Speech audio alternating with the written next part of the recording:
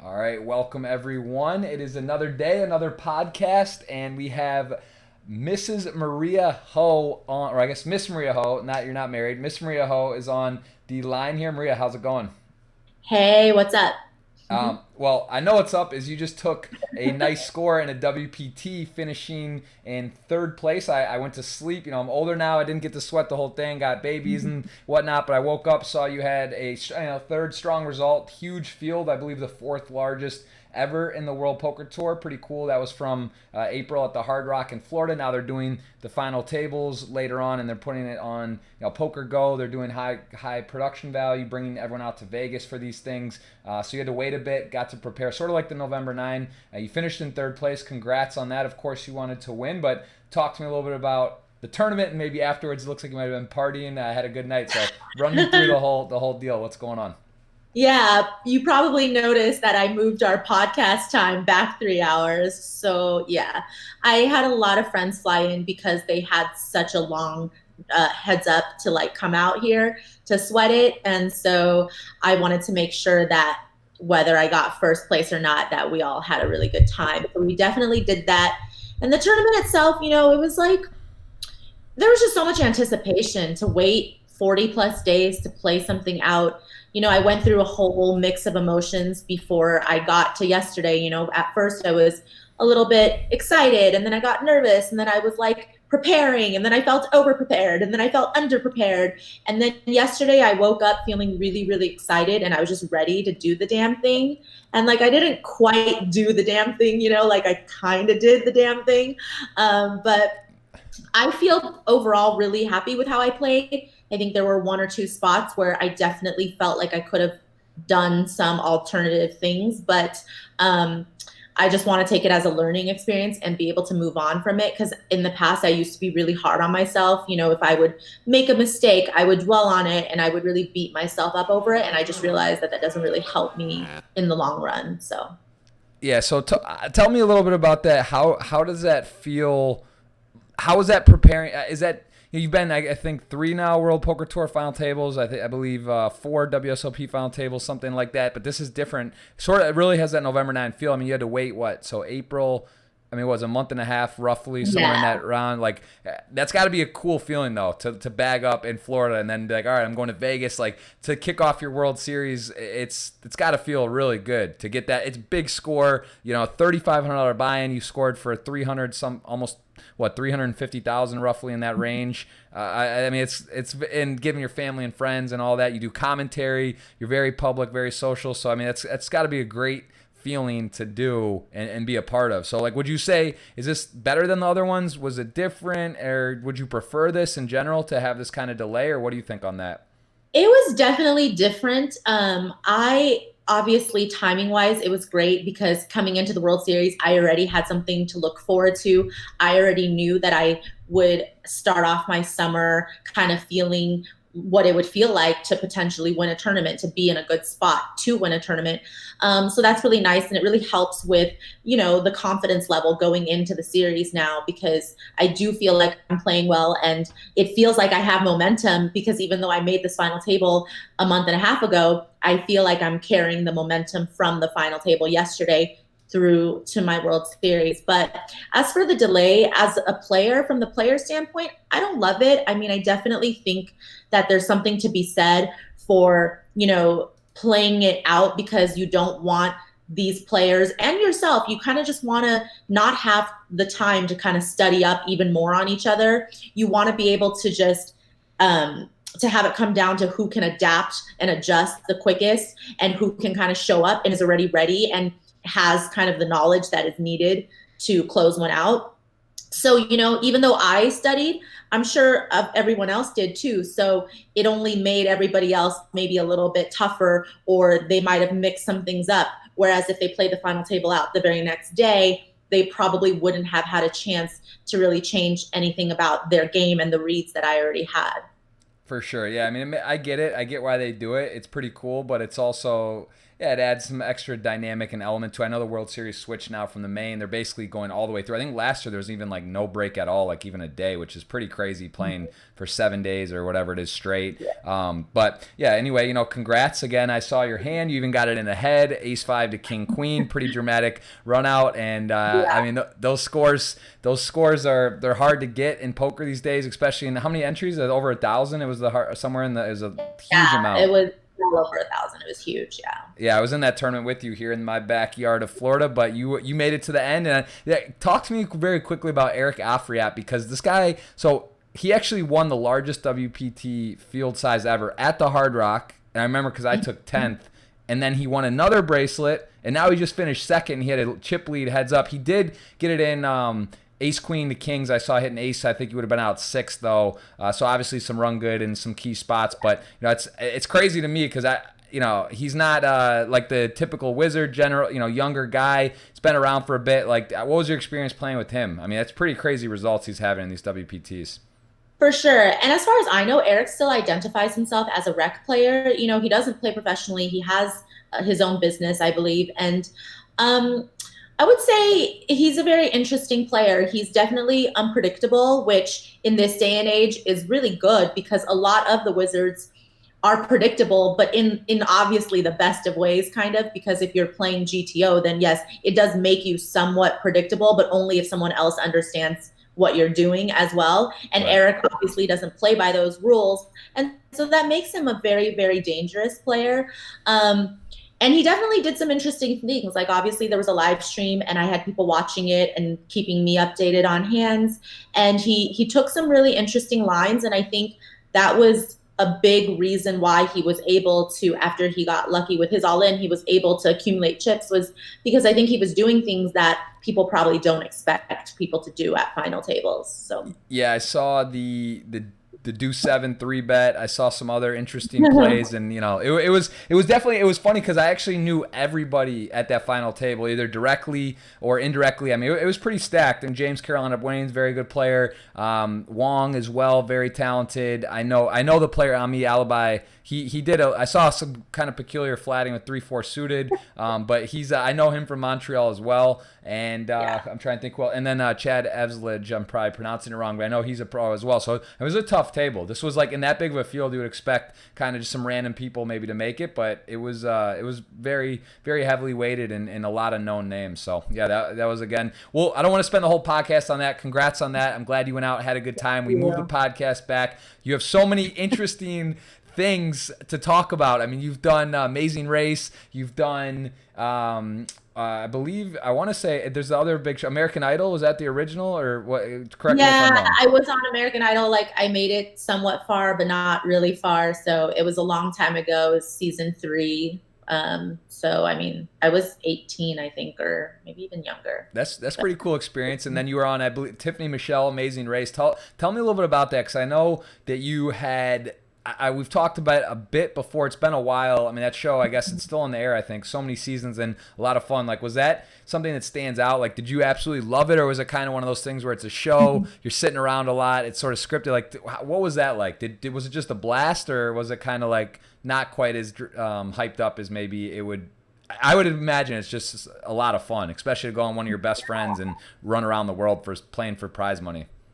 Yeah, honestly, it was the toughest thing I've ever done, but it is by far one of the most, probably the most memorable experience of my life so far.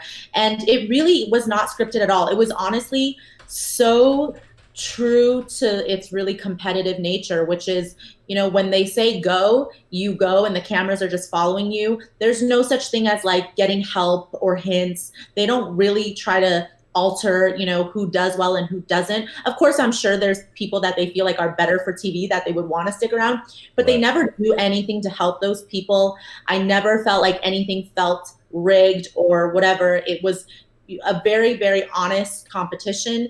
And, it's very rare in life where you get in situations where you're tested to see what you're made of every single day. And every single day I was faced with crazy challenges where I was just like, wow, I don't think I could do this. I don't know how to do this, but you just had to do it because otherwise you would be eliminated. And so having Tiffany there was like a huge help because if it was just me, I say this all the time, if it was just me, I would have quit. But I didn't want to let her down. And so having a teammate and not wanting to lose it for her was what kept me going. Yeah, absolutely. Well, again, that's it's a great. You've gotten to do a lot of cool stuff. Those are very interesting to have on the resume. I don't. Not too many people can say they've been on that show and done American Idol. I've got some shout outs in the chat. What's up, Sheffield 16? We have Mitch Hesh. Some people joining us for the live on YouTube.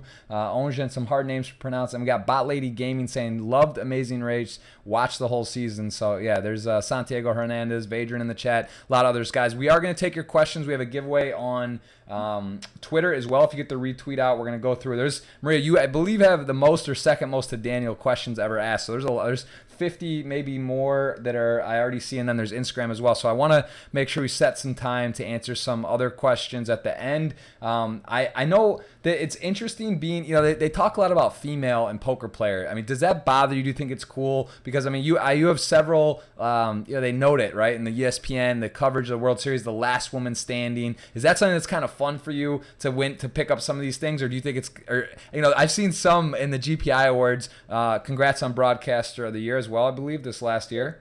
Correct? Yeah, thank you. Yeah, so that we've got to slip that in there. But there's these awards for female player of the year, and I forget one of the women who maybe Kate or someone won it and like made this big speech about I think it's ridiculous, we're all the same and equal rights, and like even it was crazy to me to see someone that kind of behavior. But where do you fall in that? Do you think it's cool? Do you think it's good? What's your stance on women in poker, and how does it feel to be kind of recognized as one of the top in the game? To be honest, I hope that this industry and this game will come to a place where we don't need to make that designation, because there's just no inherent disadvantage that women have in poker to men. So I don't love the idea of somehow having this separation and having these different categories and having these accolades for women. But I will say that if those things are what helps get other women in the game, if that's something that maybe some woman starting out in poker would aspire to, as a short-term goal is maybe to be the last woman standing in a big tournament or something like that, then I think that's great, because what we're really trying to do is we still want to increase the number of women who are interested in playing poker. But at some point, I just really want us to all, as a community, realize that probably grouping us separately sometimes might be doing more harm than good. But at this point, I don't feel like there's anything wrong with it. And I can celebrate that for women in general if it's a positive thing for them. But for me at this point in my career, I don't really, hang my hat on those titles. Like I don't tell people like, hey, I was the last woman standing in the World Series of Poker main event, because to me, I just want to be the last person standing. And so ultimately that's my goal in every tournament that I play. Very well said. I think that kind of sums it up. I saw Bot Lady asking, why are we a minority? And then she kind of said exactly. I think that sums it up. And awesome. That's cool. I wanted to talk to you about a hand that maybe this might have been I believe it was 2007. It was your first World Series of Poker. A mutual friend of ours, who I think you may already know where I'm going with this. Yeah, exactly. You know who I'm talking about. Tim Begley. He was. This is interesting because this actually, I told you, my dad does some research, and I didn't know what year it was, but I guess it was 2007. And correct me if I'm wrong, but you were the last woman standing, and this was you went very deep for a large score. I think I'm trying to see. I just saw it now. I don't see it, but I think you scored for like 200 and okay, you got 38th place out of 6,358 players in the 10,000 World Series of Poker main event. It's like, those that you don't know, it's the most prestigious tournament in poker. This was when poker had snowballed this event. Huge entrance. You end up 38th, which is just so crazy deep, and you were the last woman standing. I was talking to Tim the other day, and do you remember this hand? I believe it was Ace King to Queens, and I don't know how many were left at the time, if it was on the money bubble or shortly after, or maybe you could talk me through this hand. And I mean, this was a huge pot at the time, and you ended up making the call. I believe you had the Queens, maybe he had Ace King, and it was after the flop. Yeah. But is that fair to say that's a pivotal hand in your career, in your life? Because I mean, who knows if you go out there or you don't call? For sure. Yeah, can you talk to me about that hand a little bit?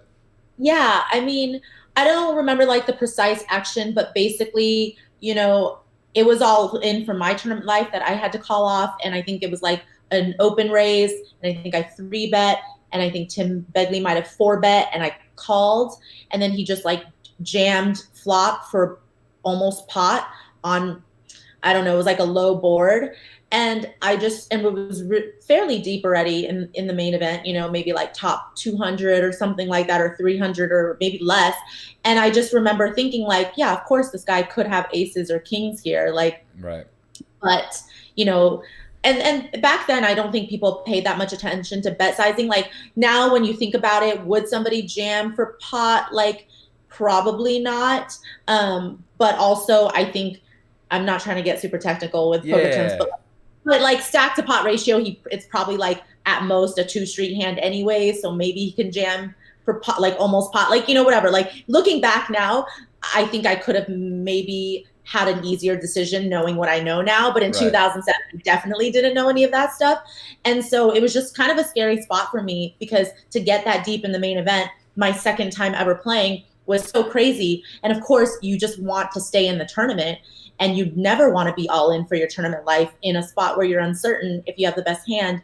And I just remember tanking, and then I looked over at Tim Begley, and his neck, like the longer I tanked, the harder his neck pulse became. It felt like it was literally going to come out of the side of his neck. And I was just like, F it. He doesn't have anything. And I like called it off, and I still had a fade, 2 overs, with 2 streets to come. But I swear it was like he looked so nervous. I don't know if he'll like own up to this or not. I don't That's know, Tim, awesome. that Tim's thing, yeah, but Tim's cool as a cucumber. I can't imagine the neck pulse going, but he does wear scarves sometimes. I mean, listen, it's probably intense. after 2007. Yeah, yeah, yeah. But it was like a 10-minute tanker. I mean, it was a long tank. I mean, it's a huge decision. Obviously, if there's ever a time to tank, it's deep in the main event on for your life in a big spot. But yeah, I mean, that's crazy because right, like getting 38, huge the money at the time in terms, I was talking about $230,000 score. I would guess in that 220 range would be like 40 or 50,000, so a pretty significant difference. Plus last woman standing. I mean, do you think that run in particular was something that kept you really engaged, dialed, and kind of you rode that? Because I was sort of in poker's peak time. So I mean, being the last woman standing, right or wrong, in terms of separating it, does get you some extra notoriety. It's kind of cool. And do you think that was like if you had not, let's say you lost that hand or you didn't go deep, do you think you would have been so into poker, or do you think you still would have found love for it, or hard to say?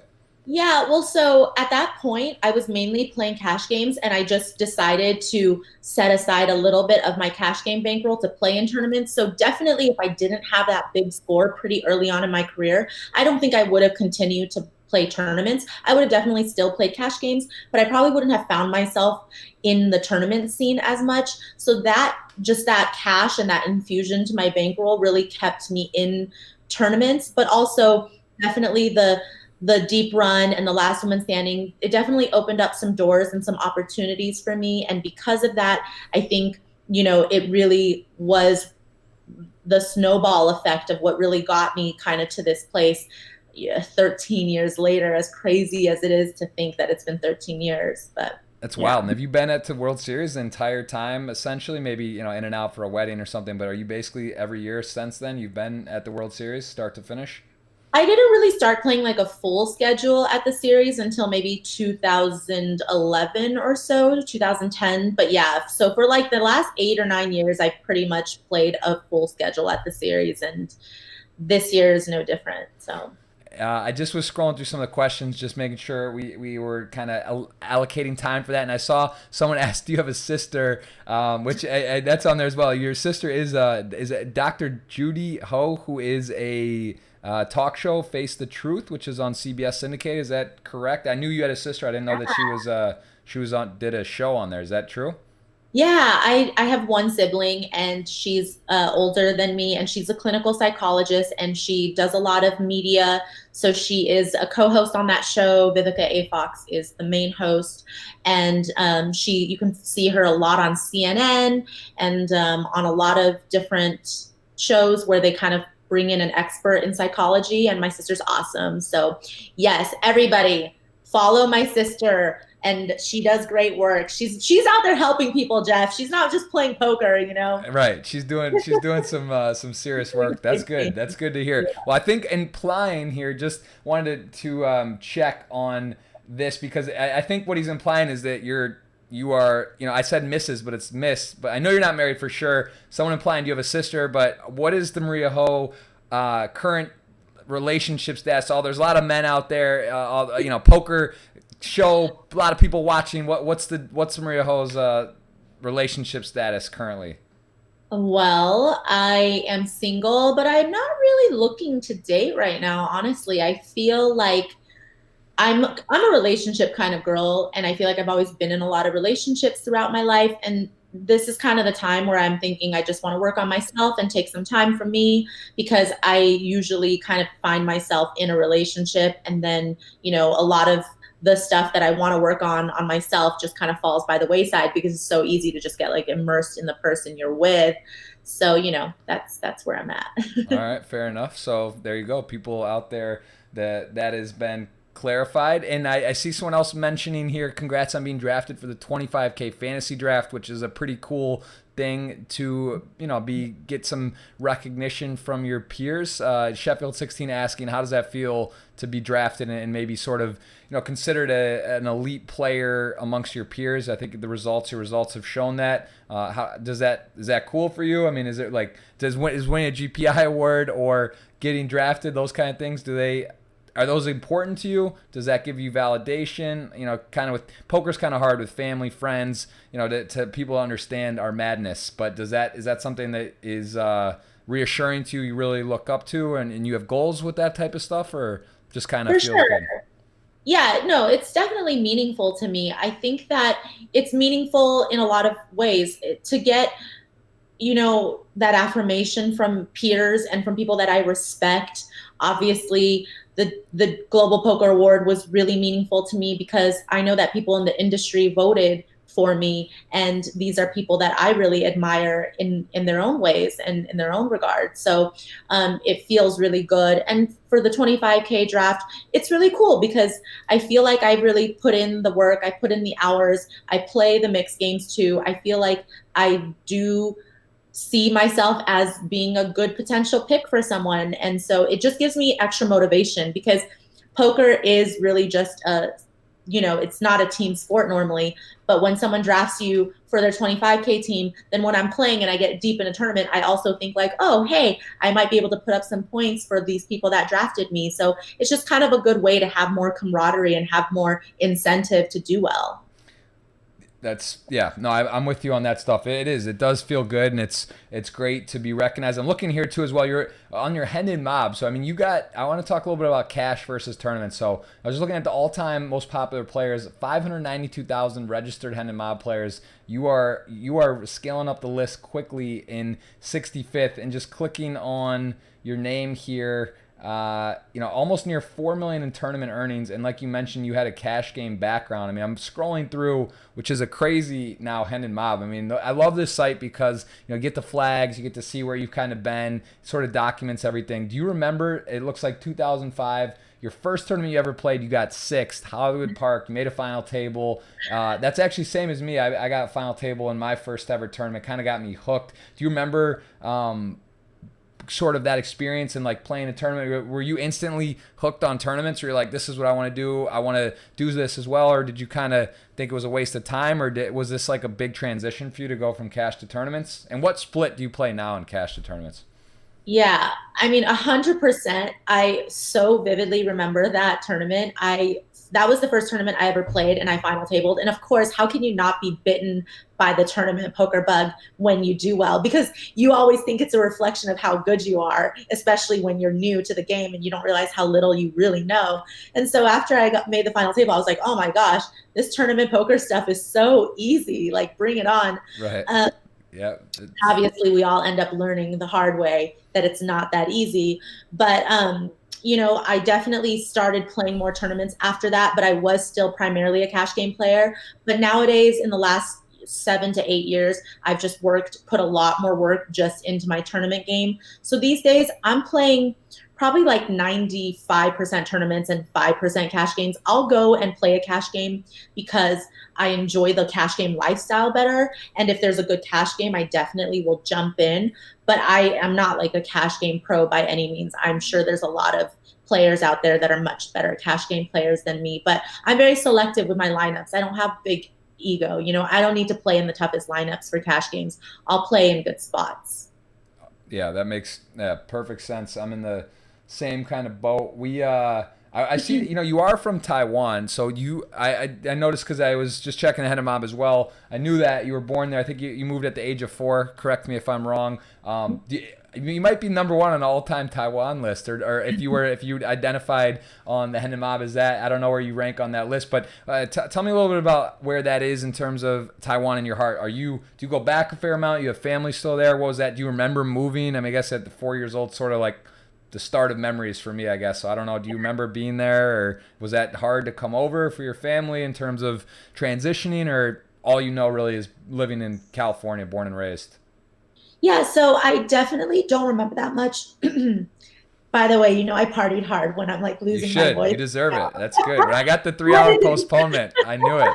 When you Guys, said postpone, I was like, oh, it might be a full day. I didn't know if we were no, you gonna. were so cool about it. I felt so bad because I'm actually pretty responsible, especially compared to poker players. But I was like, no, I can't do this.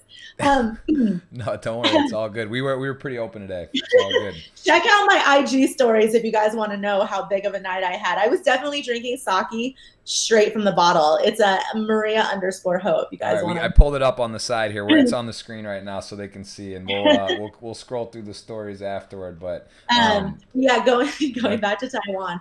I don't remember a lot from my childhood there, obviously, because I was super young. But I did go back pretty much every year, starting when I was about a teenager, because I still had family that lived there. My grandmother, who it has now passed, we were very close to, and we would go visit her. And I love that. Like I love really remembering my roots and remembering where I came from. My parents came from very humble beginnings, and they're self-made after they moved to America, and just it was a very typical American dream story for my parents. And so I love really just staying in touch with my culture, with my heritage. I definitely, a lot of people see me as like very Americanized, and people think I have a Valley Girl accent or whatever, but yeah. I still identify very heavily with being Chinese, and I'm really proud of where I've come from. So You speak Mandarin, correct? yeah, I do. And Shocking. how many languages do you speak? 2 then, or I just speak two. Like I took French in high school, but I don't remember anything right? because All right. no one remembers anything from I high did school. this, Maria. I'm telling you, the more I know about you, the more similar we are. It's Yeah. crazy in terms of like poker results as well. I think your best finish in the World Series is second, Yeah. and mine as well. And also in 2011, it was it was yours a 5K buy-in. Yeah. Mine was a 5K buy-in, We're second like the place. same person, This is JG. getting weird. And we were commentators together on the World Poker Tour King of Yeah. the Club, which So was fun. cool. Our first ever tournament we played was a final table, and around the same time. It's getting a little weird on all that. So yeah, I want to. But in Taiwan, how is it regarded with gaming and gambling? Is it like poker and that type of stuff? Is it popular? Are there casinos there? What's the Yeah. culture like there? So actually, in the last few years, I think poker's gotten really popular in Taiwan. There's a few players that would definitely know about the scene a little bit better than I do, like Kitty Ko, obviously. But I know that she recently was in Taiwan. There was a big APT tour event there, and she brought a few of her friends out there. And as far as I know from everyone's trip report, people love poker. They were really enthusiastic, and everyone that visits Taiwan likes it. I mean, the people there are super, super friendly. And so I would imagine it's probably a pretty good place to play poker. I know that it's definitely getting very, very popular all over Asia, basically. And so you did say you go back you try to go back. When's the last time you were back there? Like a year and a half ago. I try to go back. I try to go back every year, but ever since, my grandmother passed, I don't go back as often, but it's still very important to me to make time. So I'm definitely going to try to go with Kitty next time she goes. Yeah, Kitty, she's funny. She's a fun. I know she does a lot of funny posting, and she's very into poker, and that's cool.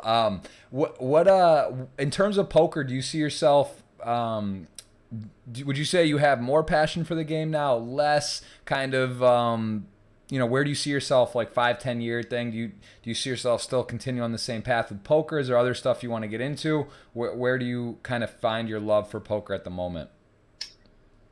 When I was just more early on in my poker career, I think my interest in poker was more tied to my results. So I feel like when I was doing good, I was really interested. When I was doing poorly, I was less interested. But lately, in the last 2 years, I've just kind of learned to enjoy learning more about the game. And that's actually fueled my passion for poker again, is just seeing me get better or feeling like I'm learning more and understanding the game more. And that's really encouraging too, because you just realize that you still have so much more to learn. And I'm the kind of person that I'm like very thirsty for this type of knowledge. So I feel like anytime I feel like, oh, wow, there's so much more that I can learn on this subject, or I can be so much better if I just put in this time, that's what really motivates me. So these days, I'm really motivated by getting better at the game. And so right now I'm heavily, heavily passionate about poker. And, WSOP time, it's like a really, really easy time to be excited about poker. So I feel like I'm going to probably have a really good series because all of those things kind of line up for me right now. I mean, don't rub it in, Maria. I know it is fun time. WSOP's fun. I'm having a bit of FOMO out here, not being there, but it is exciting. You really can't kick your summer off to a better start than what you just did. Very, very, very cool. And you, would you say, like, is there a turning point in your career for that you think you maybe got better? Did it hit a wall, like in terms of not going into super specifics? Obviously, you're very connected in the poker world. Have a lot of really high level players that are friends, which I know it's nice to be able to discuss poker and learn. What do you think? Maybe was there a time or place or I don't know period of time that you feel you turned a corner? Is there something that you started studying more? Was there a part of your game that you think you maybe plugged or changed that shifted and sort of went to a new stratosphere? Like, do you kind of feel that way? Like you said, it's fun. I'm in the same boat where it's like, wow, I've been playing so long. There's so much information. You see the top crushers and tournaments. You obviously know there's some tricks. There's these solvers, PO, and this and that. All this software that you can kind of work on. Where for you, what would you say though? Is there anything that you particularly do that you've kind of shifted in the last few years? Yeah, I feel like the first 5 years of my poker career, I just spent learning the game through playing it. And that was definitely before solvers, anyways. So there wasn't really that type of information out there. But obviously, there were some training sites at the time, card runners back in the day. But I didn't really learn those ways. I learned actually just by sitting down at the poker table and playing and figuring it kind of out as I go. And then in the last few years, there was definitely a shift where I felt like my game was getting a little stagnant. And I realized that I had all these resources available to me that I wasn't really using. For some reason, I had a weird thing about talking hands with people, probably because sometimes I didn't want to feel like all of my friendships in poker just revolved around poker, So I like always tried to stay away from poker conversation. And I would also sometimes feel like I didn't want to openly talk about hands because maybe for the fear of being judged or something by my answer. But then I realized, if I have all these people who would be happy to discuss with me and we can learn from each other, then why wouldn't I try to engage in those conversations more? So I definitely started having more of those conversations. And obviously I watch some training videos as well. And I had different coaches for little bits of my, learning curve the last couple years too. So all of those things combined, I feel like has really transformed my game. And I'm really looking forward to just doing more work and seeing the progress, because especially with the solver stuff, it's hard. It's really tricky. It's not natural for me. That's not really how I learn. I'm Right. not like that technical kind of learner, but I found a way to use that as a basis, but not get so deep into it that I can't really fully wrap my head around it, and also just infuse that with what I already know and my live skills as well. Yeah, absolutely. That sounds to make a lot of sense. I'm the same way. I get it. I know there's these tools and all this stuff, but I don't. That's not really how I learn as well. I like to see visuals. I like to talk to people. I like to see what's going on and then kind of adjust or make my own version of it. So I think that sounds very similar. I think Maria, as you looked at as one of the your ambassador with Poker Go, Poker Central, also with WinStar. You're definitely a voice of the community. What do you think that poker needs to do as an industry to get to the next level? Where do you see us right now? There's a lot, like you see the big blind ante come in, shot clocks come in, these kind of things help with kind of recreationals or people to speed up the game. There's a lot of tanking now, kind of, there's a lot of, there's always this good and bad new stuff coming and other problems arising. Where do you think we are as an industry? What do we need to do to kind of get poker to kind of broaden up again? And real quick, I just want to mention one of the stats that alarms me the most was the World Series was the 21 to 25 year olds. I don't know if you've seen this, or I don't know the exact numbers. I just remember seeing a year or two ago that's like it's crazy drop off. So that's like kind of showing that the young, it makes sense in the U.S. right? There's not really online poker, not as many 18, 19, 20, 21 year olds are playing. That kind of worries me because but then again, you see growth. A lot of these stops, new tours are popping up. Party poker's doing crazy. Their own series as well. That's growing. There's all these secondary, third stops. I know WinStar, which you represent. I mean, the numbers there are pretty crazy, right? You could talk a little about that, but so there is growth. There's signs of longevity. I don't think poker's going anywhere necessarily, but I think the industry, my opinion is, there needs to be a little bit of a shift in some ways. What do you think we could do, and what are your thoughts on that? Yeah, I mean, it's tough because I definitely do feel that live poker is still doing well and thriving in general. We see a lot of really, really big fields, especially in fields that have re-entries. But the price point has just gone down so significantly. Every major event used to be $10,000, and now I feel like the price point that really gets players out is 3,500. So it's a couple of things like recognizing what our poker ecosystem can withstand in terms of there's just so many tournaments these days and they're kind of cannibalizing each other. And I don't think that helps poker grow. I think it's more fun to probably have less events, but for players to get more excited about them. And as far as just growing the game, I definitely think from a viewership standpoint, all those things like shot clocks and stuff like that help a lot just for people to have a better viewing experience. But I really just firmly believe that we really need to bring back the personality to poker. I think that's also why, people like you and Lex and whoever else does so well on Twitch is like, you guys are showcasing your personality. You guys get to be excited about winning or losing a pot without someone at the table saying that you have bad etiquette. I've shifted my attitude. A year or two ago, I was one of those people that would be like, oh yeah, this guy's celebrating at the table, and roll my eyes at that. But then I realized, why does that bother me? We're trained as poker players to keep all of our emotions so hidden because we think that it might affect our mental game. But for recreational players, what fun is it to play this game if they can't celebrate if they get lucky, or if they can't celebrate if they win, or if they can't get a little bit upset if they lose because this is the one time of the year that they're coming to play a live tournament, You just have to remember that it's about everybody having a good experience, not just for the pros to have the kind of setting that we want. And so I don't mind the loud mouths in poker. When you think about when you watched poker before, it was less about the hands and less about the strategy and more about I wonder who Phil Hellmuth is going to berate today. I wonder what Mike the Mouth Mattisau is going to say, and those things were fun to watch because when people watch poker on TV, they want to follow the people. They want to follow the stories. If they become invested in you, they want you to win. They don't care that much if your aces hold up in a 3-bet pot and if you played it correctly. That's not what they're going to remember. So yeah.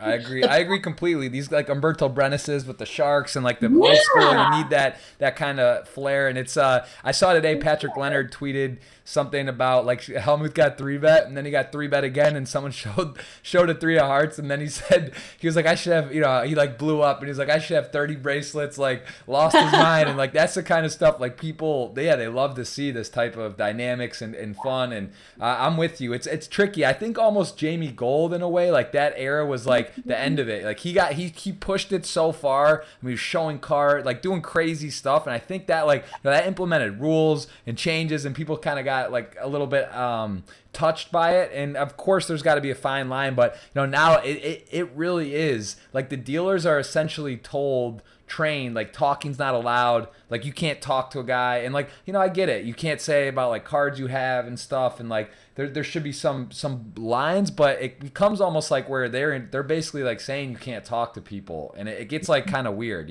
Like I think people almost get, because people who come and play live for the first time are a little intimidated or scared anyway. They're like kind of unsure how to do it, what's right and wrong, and then it's like, no, you can't talk to a player, or like if someone talk, and it just kind of gets a little bit, I think that sort of gets ingrained in the system. And I agree that I think that would help a lot if it got to be more fun and there was more talking and more, a little less serious. So I don't know how to do it exactly, but I guess it just starts with everyone, one person at a time. And online's kind of fun to do with Twitch, but that's not, you can't, it's not the table. It's different live than being able to do, online and just go crazy and say whatever you want on any hand. Speaking of Twitch, you've done some streams. I know you've done some stuff with Poker Go, Poker Central. Do you play online much anymore? Is Twitch something, what are your thoughts on that? Like, when's the last time you've streamed? Do you plan on streaming anymore? What's your whole take on that whole? Yeah. So first of all, I gotta say shout out to the homies, because when I first started streaming, that was the people in my chat who were watching my streams. So I love that. They were referencing that on the WPT yesterday. I saw Jamie Kerstetter saying that. Yeah, and so I like, first of all, I think Twitch is obviously a great medium, and I did streams very early on in the era of Twitch for Poker Central, and then I branched off and did some of my own streams, and I really enjoyed it, but it takes a lot out of you. Like, my hats are off to all of you people that do stream online so regularly, because it's just very difficult to kind of play and keep up with it. Do you hear like a feedback, or is that just me? I didn't hear anything, but let me know. Okay, cool.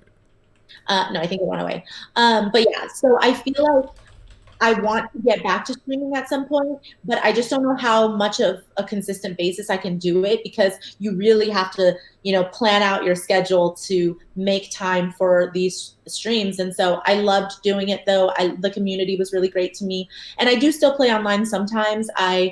After Black Friday, I moved to Canada actually, and I was able to reset up my PokerStars account from there. But nowadays, I only will play big events like Scoops and whatever and whatever else on Party Poker. Shout out to Party. Don't leave Party out there wrong. Party's coming in a big way, Maria. Come on, don't sleep on Party Poker.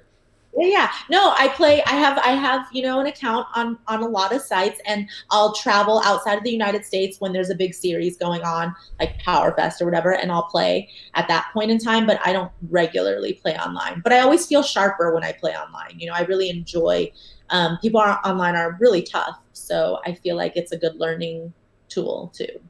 All right, there you go. There's a chance, Twitch. There's a chance to come back. And where do you stand on the YouTube vlog stuff? That's something I've dabbled with live. I like to do the highlights from Twitch. Pretty easy to do. Well, have edited, but doing live vlogs. Negron, you obviously, I know you and him are close. One of your good friends, and he does the vlogs. There's some other vlogs, and to me, honestly, my opinion is they help a lot in poker. And I remember the first summer I started vlogging, I had my camera at the table, my media pass, and some guy came up to me and was like, man, the only reason I'm here is Doug Polk. And he was like, do you know Doug Polk? Like, do you know who this guy is? And I was like, he's very polarizing. You like him, don't like him, what he does, his antics. But, this guy literally in like a 1500 WSOP event came up to me and was just like, no idea who I was, because I hadn't done really much vlogging. I had just started, whatever. But the guy like recognized Polk, and from his vlogging, he was at the World Series. So it's like, that's this type of stuff I see and realize that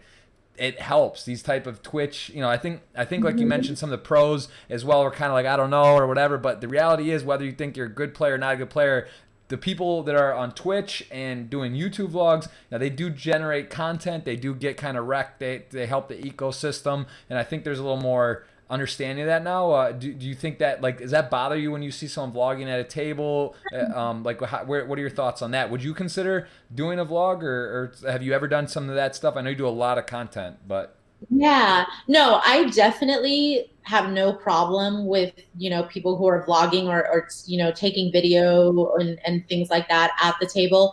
And honestly, I feel like it is a great way to grow the game because YouTube as a platform, it just really does kind of open new eyes to the game of poker and to personalities in poker. I would definitely consider doing it. I like toyed with the idea of doing a couple of vlogs, but it is a lot of work. Like, I see you walking around all the time and you always have your camera going. You're always filming stuff and capturing things to edit later on. And it's just like a full time side gig on top of playing and doing whatever else. And so it's something that I would have to invest a lot of time in. And yeah. when I feel like I'm going to be able to do a good job, I'm not just going to do it to do it. So when I feel like I can invest that time and I'm very motivated to do it, then I definitely would probably get in that space as well. Well, it is worth mentioning, and there's been a lot of learning process. Obviously, technology's gotten better. I do have some really great help with Vadran and doing that. I don't do my own editing, which I can't. I know Andrew Nemi had been doing that, which it just I don't even know how it's possible. Like it's already, I feel it's already overwhelming. Like you said, you see me walking around, it's like a crazy person with the camera. It's gotten a lot easier and smoother and better. But to be fair, my first two non-profitable WSOPs were the last 2 summers where I think I didn't have my best results, and I was not even, I didn't have a winning summer. And like looking back, and there's a lot of times where I think I was like not fully present, a little bit late doing stuff, editing, so it is a lot of work. And like you said, even on Twitch, there's a sacrifice on your play. Like there's no question if you're playing 4 tables or 6 tables plus following a chat and doing that, like you're giving up some edge, you're giving up some of your focus and ability. So I think there is a little bit, obviously there's variance and all those things, but yeah, it's you're busy, you got your stuff as well, can't do it all. So I think that's important to sort of make some cuts or decisions. You can't just say, oh, I'm gonna Twitch, I'm gonna YouTube, I'm gonna do this, I'm gonna have a social life, I'm gonna play amazing, do an amazing race, and all these things. You gotta pick and choose. So fair enough. All right, there's hope for YouTube, maybe Twitch. Let's take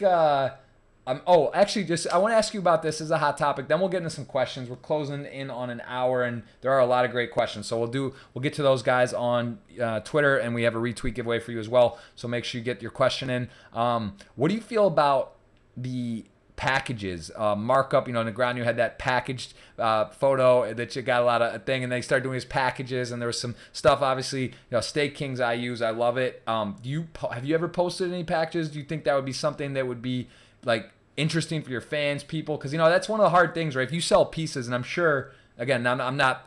I've sold pieces, I've swapped, I've done all that, and as it's known in the high roller circuit and a lot of other fields, I'm sure you've done some degree of either a swap at some point or sold a piece to maybe a bigger buy-in. Part of the annoying part of packages is like keeping track. Like if you're selling in this, are you playing the 50K or you don't know? Or are you? I don't know. I think it'll depend on the field. So I'll probably like check it out in a couple hours and then decide if I'm not hungover anymore. Game time decision. But like for example, is that something, do you think because the thing about posting those things, if it's done easily, because if you have to like, say you want to sell, I don't know, 20% of your 50K, you don't want to be like on Twitter and collecting and PayPal and all this other stuff. But like, is that something that would be interesting to you to have where your fans could like, for $5, you could have 100 people and you don't have to do anything? Like, is that something, I'm sure you get requests for people to buy pieces and stuff a lot.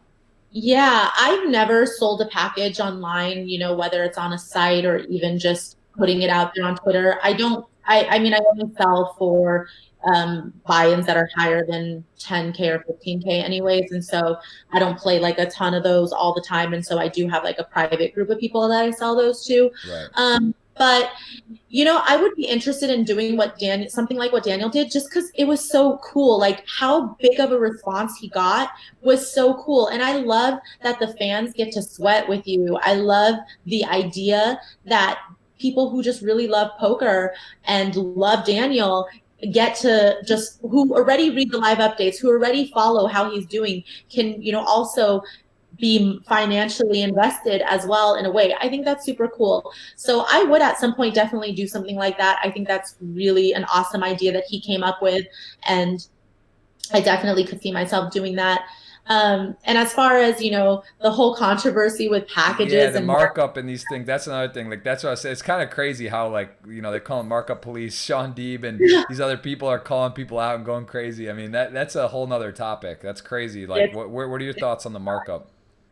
I honestly, like, I feel like there is a line between kind of being scammy, scummy with markup, but for the most part, it really is just what the market can bear. I feel like ultimately, if you put all the facts out there and people still choose to buy at that markup, that's okay. I don't see anything wrong with that because it's just an open market for that. But of course, there are people like Sean Deeb or whoever who can come in and criticize your markup, but that doesn't make you a bad person for deciding that that is what your edge is. It's so hard to quantify anyway what somebody's ROI is because Right. live tournaments, especially, you're never going to have a big enough sample size. Yeah, and who's to say who's bet? They don't know what. Maybe you've been in the lab, you locked yourself for the last 2 months or whatever. It's like it's Yeah. also too. A lot of these people are well known in the industry, and it's sort of like a tip, if you will. Or I mean, plus there's cost, travel, all these other things, time. It's a complicated subject, but we can talk. We'll talk more about it off the stream. But yeah, that's. I mean, for me personally, doing the package stuff is the most rewarding and the best thing I've ever done for in terms of engagement because it's a way where you can have 200-300 people for have like $2 to $5 and they're just loving it, sweating every update, especially when you're online, if you're on Poker Go or if you're on Twitch or whatever, and they can actually see your cards or kind of watch with you. I mean, it's a great experience. I know Rast in the 50K, for example, he had 5% on Stake Kings. 494 people had a piece of that of his 50K 1.2 million win. So something like that where you imagine having 500 people like just like waiting on your every move. Whether and that wasn't even televised most of it. So Yeah. yeah, it's cool. I think it's great. And obviously Daniel being one of the if not the biggest ambassador in the game, kind of going down that route. I think it is cool to Yeah, see that. So super cool. let's talk. We'll talk afterward about that. If you're interested, I could definitely we could chat more about it. Let's hop into some questions. So on Twitter, guys, this is a $33 party poker ticket. We're gonna give a draw. We'll let Maria choose when at the end of this. We'll have her click the button. Let's kind of rip through some of these. We'll try to get a lot of them. There's, like I said, I think there's either the second most or the most questions ever asked, Maria. So we got a handful of stuff here. When are you commentating on Twitch Poker? Love your insight. So I kind of mentioned this, but I guess let's just do commentary. When's the next commentary people are going to see from you? So for the WSOP, I have lined up that I will be doing commentary for 10K horse, and the only way I would miss that is if I'm in day 3 of, I think it's a 5K or something before that. So I'll be doing commentary for that, and I will likely be doing commentary for the WSOP main event. So those are the next 2 things that are coming up. And, after that, I pretty regularly do commentary for, WPT final tables that are streamed on Poker Go, or, once in a while for some of the Poker Go series that they have, the high roller series. I jump into the booth sometimes. So you guys can catch some of my commentary for sure. There, it is fun. Like you said, unless you make it day 3, that was one I've done it a few summers. I mean, I'm not there this summer, but it is hard to like. It's so fun. It's fun to do commentary and it's great. It would be nice to just be like, yeah, I want to pop in and do it. But the problem is when it's like you look at the schedule and now you're like 3 days, 2 days out. Like, well, if I make day 2, I can't do this, and it's sort of distracting. And it's fun. But I know it sounds like you're in the same boat. You love to play. You're here. It's the World Series. Like you can do commentary for other stops and things, but you want to just get in there and grind. I see Cards Chat in the chat. Hello, Cards Chat. Good to see you. Bot Lady Gaming says loves the sweats on Stake King. So yeah, I'm gonna try to twist Maria's arm. I'm biased Stake Kings. I'm gonna afterward try to grab her and see if we can get you guys get her tied in there. How did you? I think there's a translation issue, but how did you break step in the world of poker? Okay, I'm not sure I fully understand, but I guess basically saying, how did you get into the poker world? We'll improvise. How did you get into poker, Maria? How did you break into the poker world? It's a macho world, men's dominated sport. How did you get in? I feel like I kind of just banged my head against the wall a lot, and then finally, kept sticking with it. I mean, I learned poker in college. I had a bunch of guy friends who played and they taught me the game. I never considered doing it seriously, but after I graduated, I moved back to LA and I started playing at Commerce. And it was really tough. Like there were so many times where I thought to myself, yeah, I don't think I can do this. I don't think I could play professionally. It was just very stressful.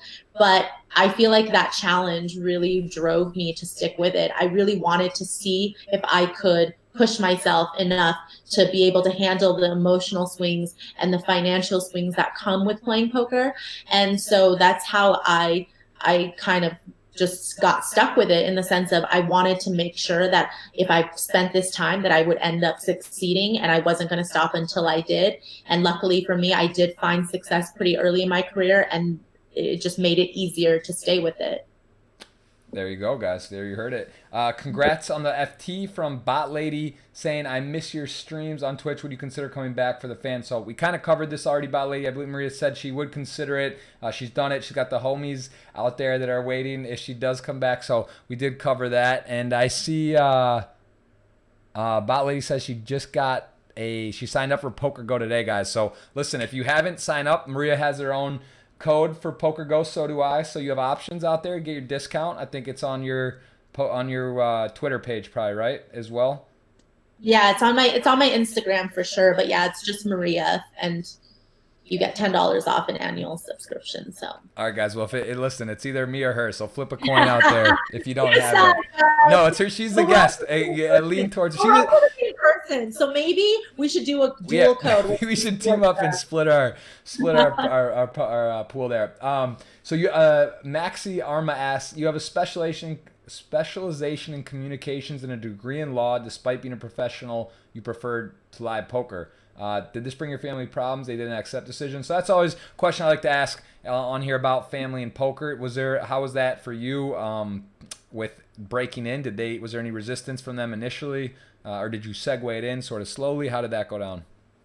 Yeah, I mean, for sure there was a lot of resistance, but they actually didn't really know I was playing professionally until after a year or so of me doing it, because they just thought that I was taking time off of after graduating undergrad. They thought, oh, well, you know what, we'll give her a year where she can just travel and do whatever she wants. She saved up some money, but they had no idea that I was trying to make a living playing poker.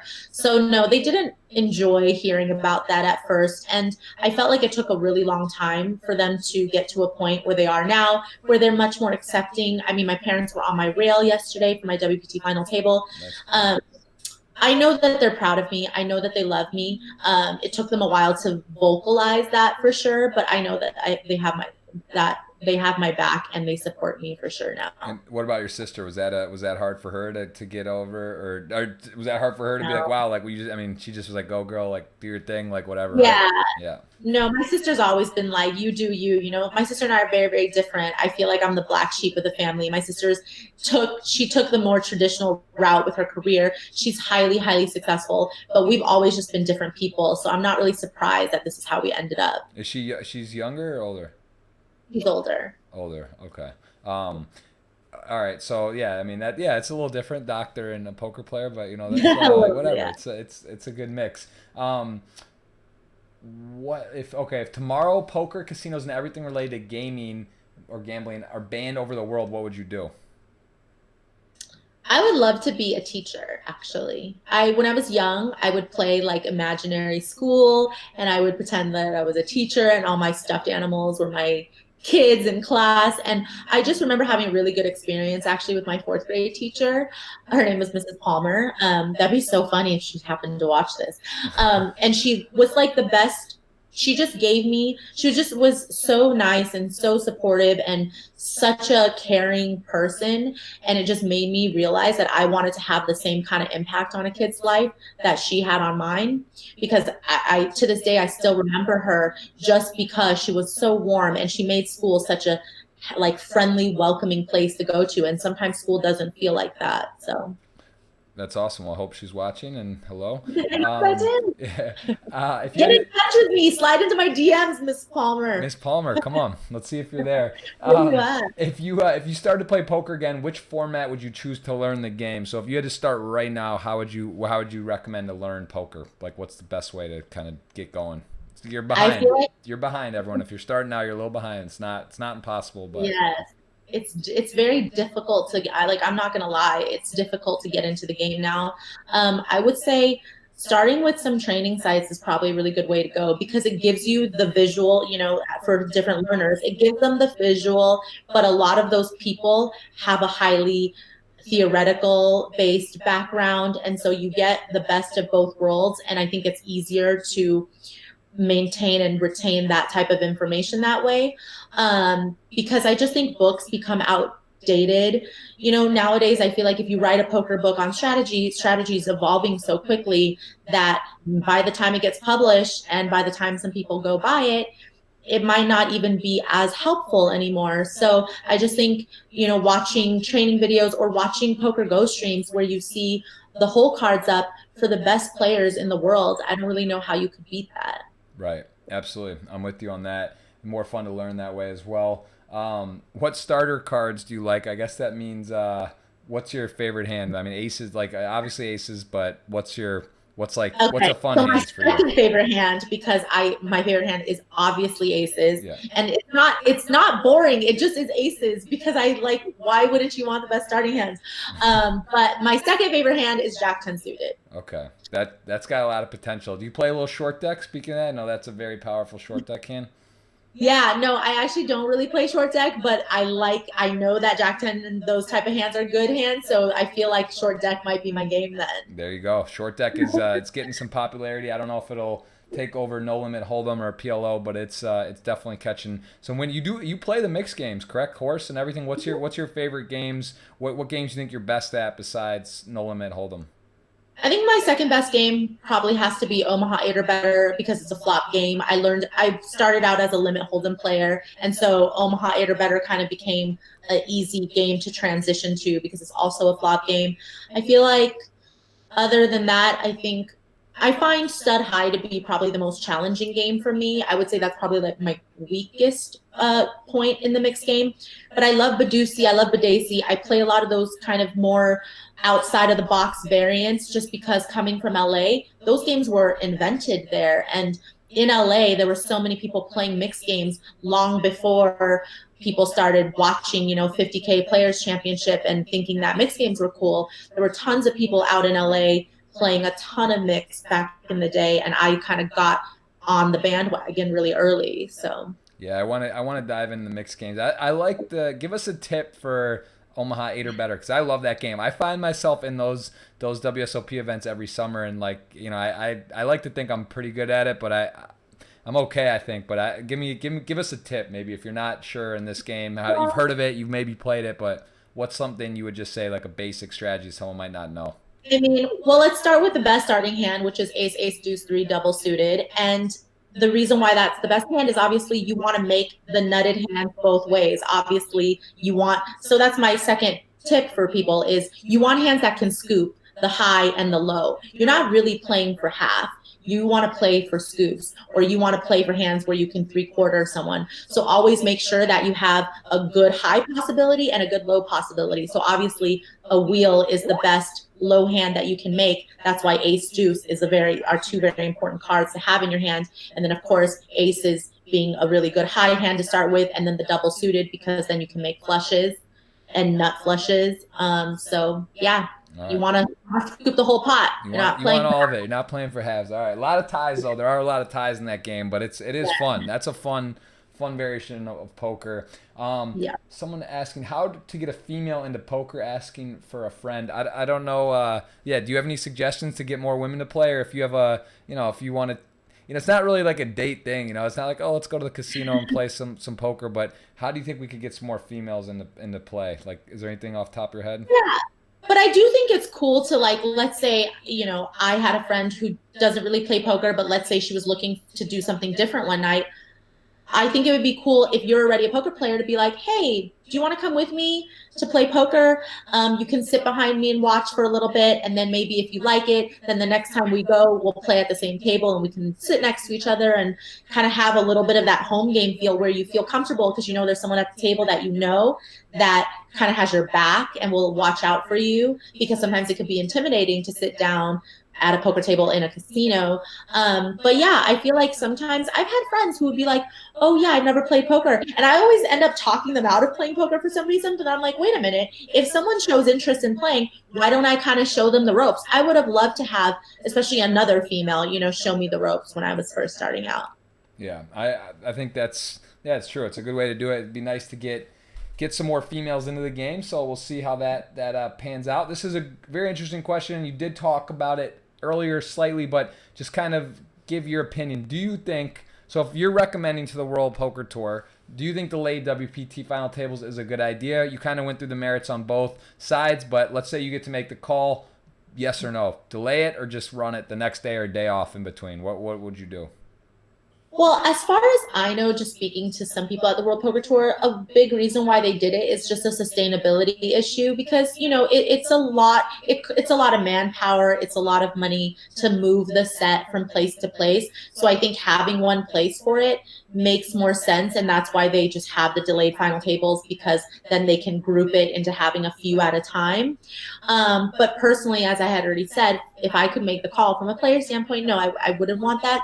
But I get that if you want a really high production value, which WPT obviously have, then you kind of need to, because it's not cheap to put on a really high-end poker production, especially if you have to fly a ton of crew out there to set up the final table, to set up the set.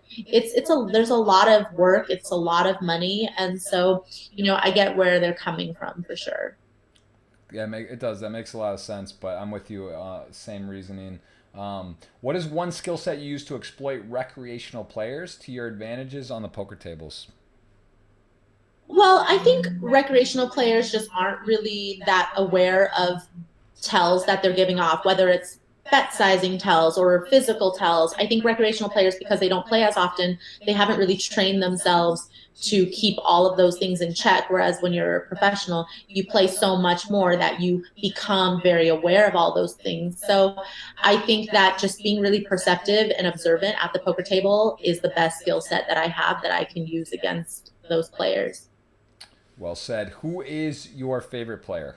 It could mean anything to you. It doesn't mean, who do you like to watch, or who's kind of like, it could be over the years or now, like who's like someone you're just like, if you see on Poker Go, they're going to play, you're just not going to miss.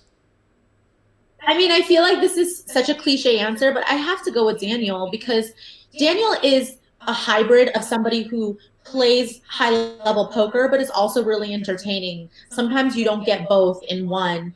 There's not a dull moment when Daniel's at the poker table. Daniel's someone that when he sits down, he could get the whole table talking. The whole table could be silent before he sits down. And he really gets people to engage and makes it interesting and fun to watch. And, the whole Daniel shtick of calling out the cards and table talking you. Daniel, there's pretty much nobody else in the world that's better than Daniel at table talk. And his game is so good. Like, he could really get inside your head talking to you and get you to give off a ton of information. And so that's always so fun to watch, because that's actually the whole speech play thing is something I'm really bad at.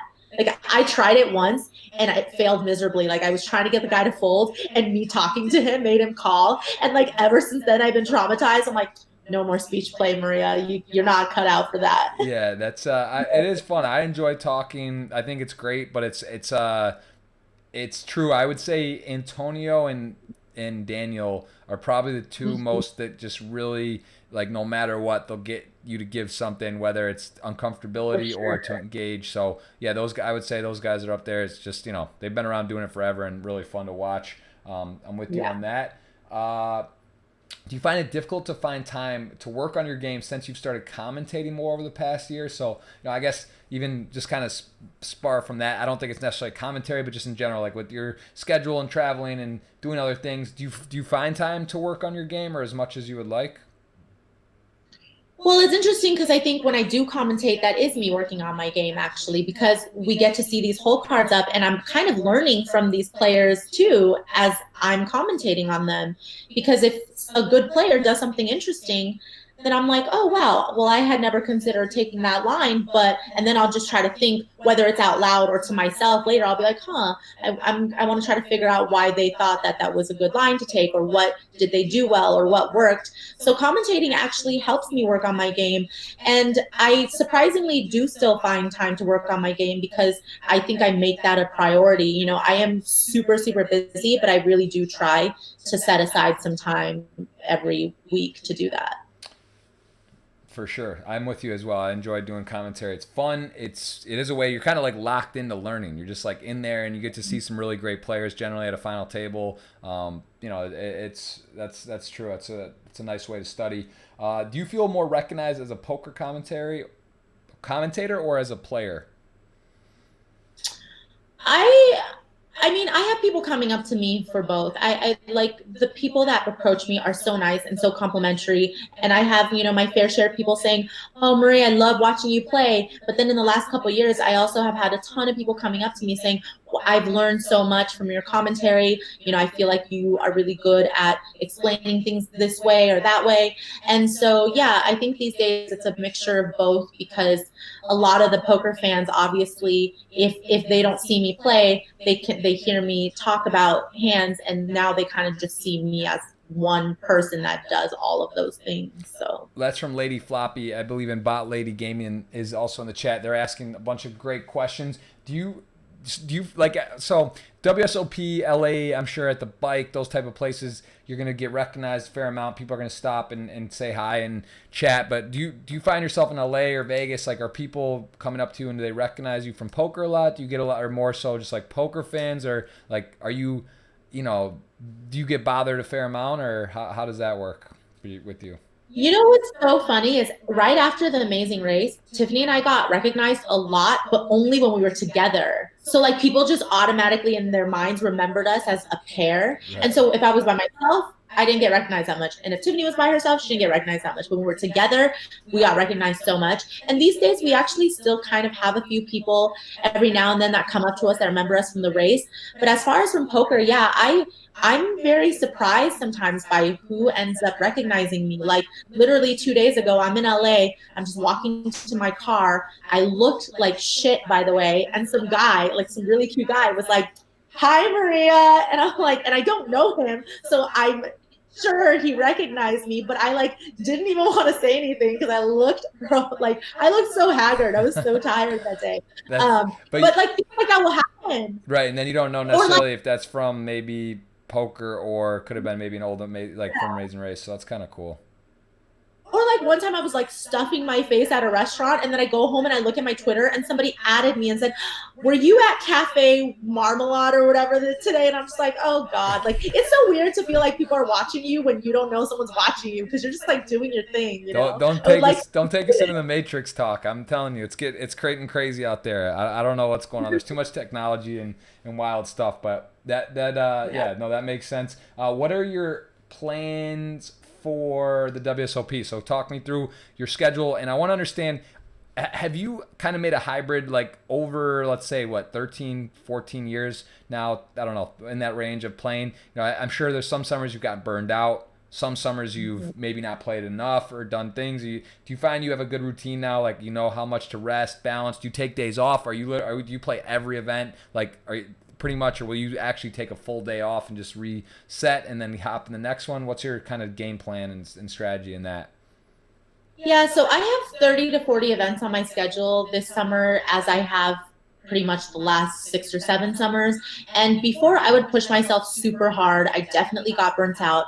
But the older that I've gotten, the more I realize it's about quality, not quantity. So even if I have that many events on my schedule, if I feel like I'm getting burnt out, I won't push myself to play because I feel like I play better poker when I want to play and when I'm really well rested. And so if I'm not those things, then I just don't make myself go just because it's the World Series.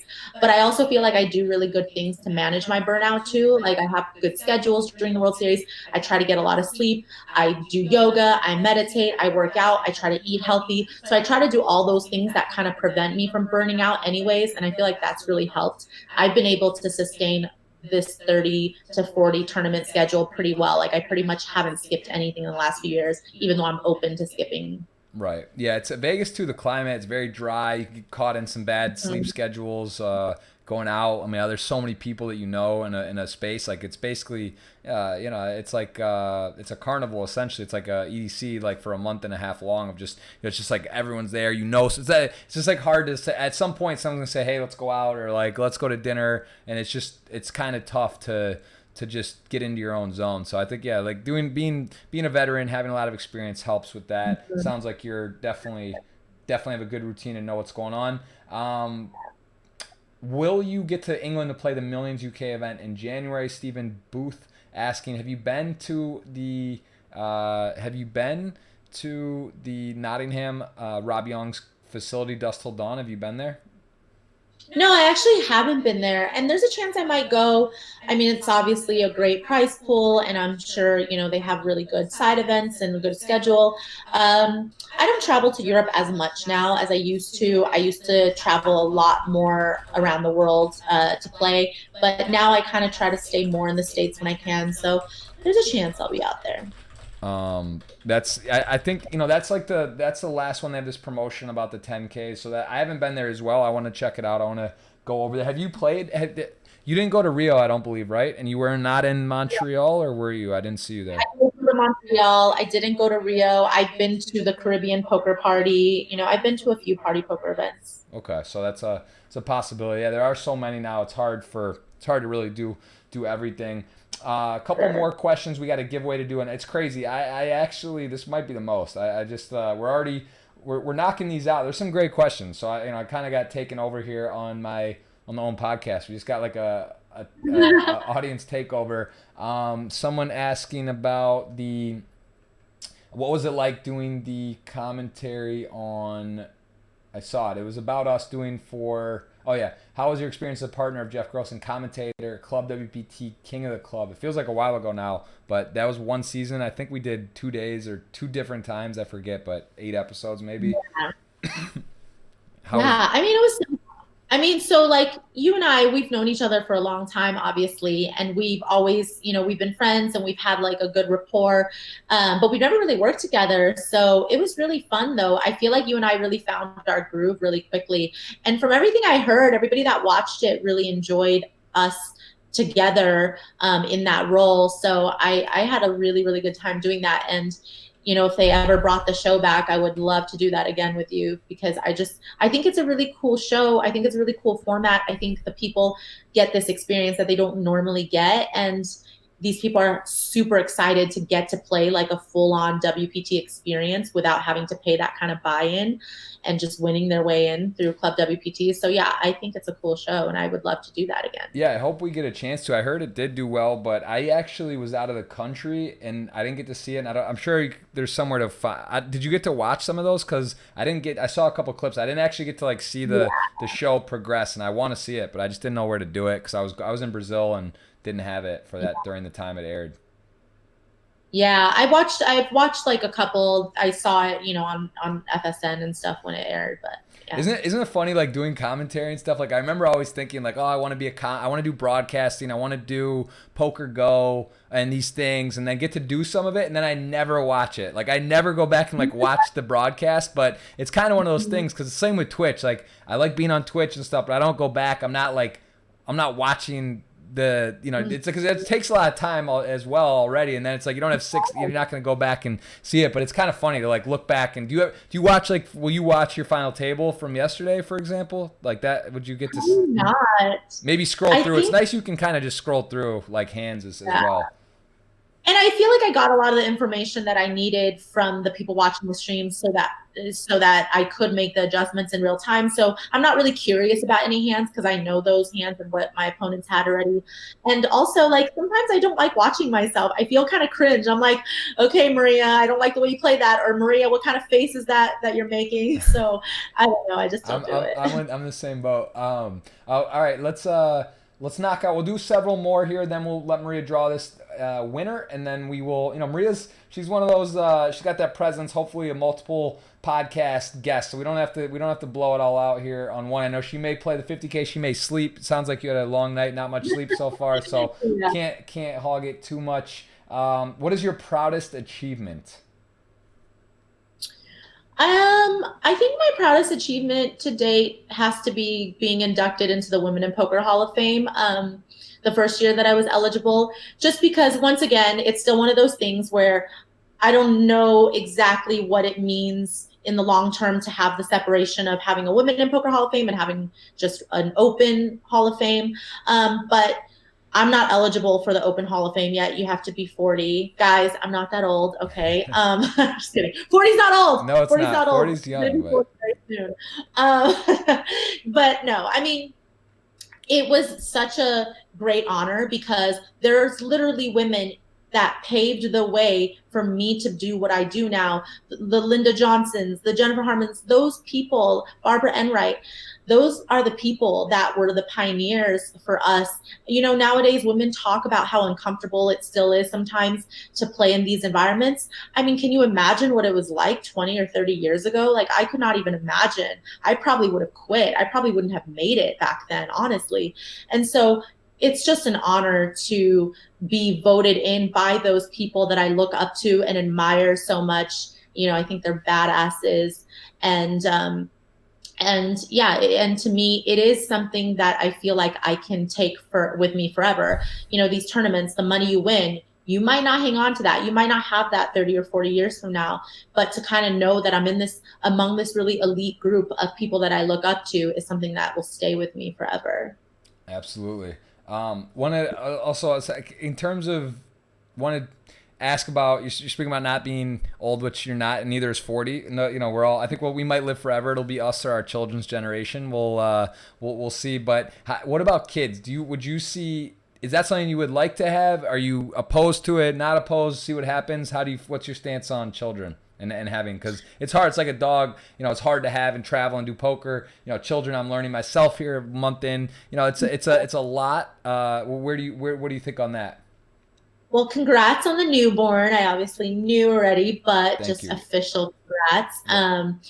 You don't look that tired, by the way. You look I fresh. feel You okay. look My like wife though she's the champion. You know, she's the one waking up breastfeeding all night. I can't really claim a lot, but I'm involved. You know, I'm here. I'm not at the World Series. I'm around trying to help what I can. But yeah, she's a trooper. So thank you. yeah. Yeah, I feel like with kids, there was definitely a point in my life where I was okay, for sure. I definitely want kids. I'm definitely having kids, but I had a time frame for that, and that time frame kind of has passed already. So now that I'm past that time frame, I'm more in this place where it's like I want to have children, but I want it to be with the right person in the right situation. So if that doesn't happen for me, then I would be okay with not having children. I would definitely consider adopting, even just as a single mother when I'm older, if that doesn't happen. But like I said, I don't want to force it because if I'm already at this age where I was like, oh, I thought I would have kids. Like I thought I would have like 3 kids by now already, and I have none. So now I don't really want to force it, and I just want it to be the best situation possible for me to have a family. And so we'll see what happens with that. All right, that's fair. Man, so many good questions, guys. We really do have to close it down here. I'm gonna do a couple more. What are you most thankful for that poker has given you? The things that I'm most thankful for has to be just freedom. I feel like I have this opportunity to do so many different things with my time and with my energy because poker gives me kind of the freedom to pick my own schedule, to be my own boss.